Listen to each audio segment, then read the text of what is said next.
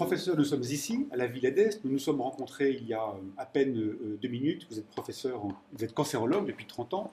Moi, je suis un amateur vaguement éclairé de vin. Alors, les études se suivent et s'opposent pour tour à tour dénoncer ou se porter en faveur d'une consommation modérée du vin. Alors, qui croire, professeur?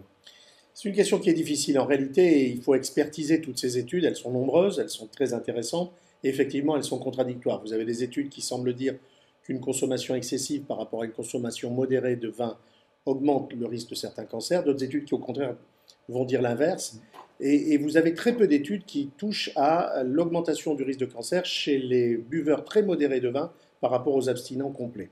Mais si on devait regrouper tout ça pour faire une espèce de synthèse en quelques secondes, je dirais qu'aujourd'hui, ce qui semble se dégager d'une façon assez claire, pour celui qui regarde avec beaucoup d'honnêteté l'ensemble des résultats, y compris des résultats tout à fait récents, datant d'il y a à peine 15 jours, en réalité, on peut dire que la consommation très modérée de vin, c'est-à-dire celle qui est recommandée par le Haut Comité de santé publique en France, c'est-à-dire à peu près 2 verres de vin en moyenne par jour chez la femme, en moyenne 3 verres de vin par jour chez l'homme, est une consommation qui est probablement sans danger.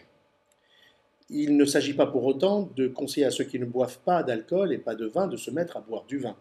Mais une consommation modérée, régulière, n'est pas probablement dangereuse, en tout cas en ce qui concerne le cancer. En ce qui concerne les maladies cardiovasculaires, alors là, on peut même, semble-t-il, pouvoir dire que cette fameuse consommation modérée de vin pourrait améliorer les risques cardiovasculaires, puisque le vin participe à ce que l'on appelle le French paradox, c'est-à-dire le fait que dans un pays où on mange plutôt beaucoup et plutôt assez gras, finalement, on a moins de maladies cardiovasculaires qu'ailleurs.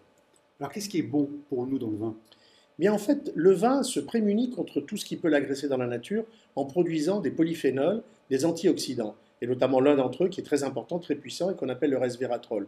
Et ce qui est bon pour lui, pour se défendre, est bon pour nous de la même manière. Les antioxydants nous protègent contre l'effet de ce que l'on appelle les radicaux libres, qui sont des molécules d'oxygène extrêmement caustiques, réactives, et qui sont produites en permanence par la respiration de nos cellules, à l'intérieur des cellules, et qui malheureusement sont capables d'abîmer, d'altérer nos chromosomes, notre patrimoine génétique, et provoquer des mutations. S'il y a mutation sur un certain nombre de gènes dans nos chromosomes, il y a risque d'avoir un cancer.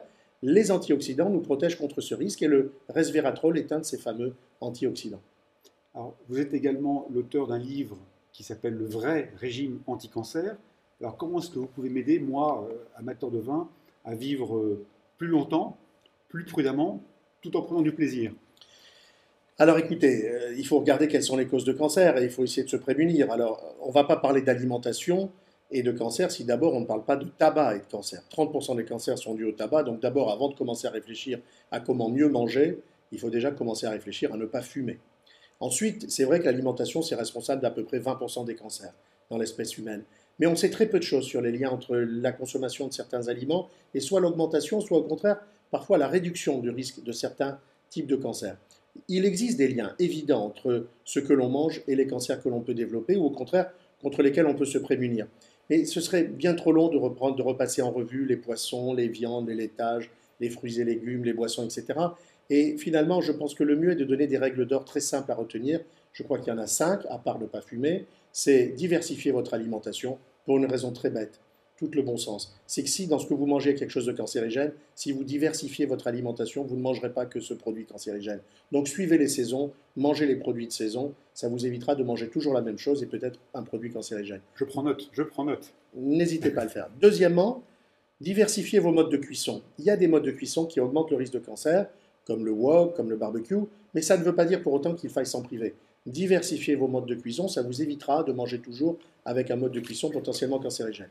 Troisièmement, préférez toujours les recettes traditionnelles. Pourquoi? Parce que le bon sens, encore une fois, si un pays, si un peuple, quelque part dans le monde, s'est développé depuis l'Antiquité, depuis la préhistoire, et a su se développer économiquement, sociologiquement, scientifiquement, économiquement, si ce peuple s'est développé en mangeant ce qu'il a mangé, c'est que ce qu'il mangeait n'était pas mauvais. Parce qu'à l'inverse, on connaît des peuples qui ont disparu, des tribus qui ont disparu de la surface de la terre parce que ce qu'ils mangeaient n'était pas bon. Quatrièmement, préférez toujours des produits artisanaux à des produits industriels. Pourquoi? Parce qu'il y a des additifs dans les produits industriels très souvent et certains de ces additifs ne sont pas forcément bons.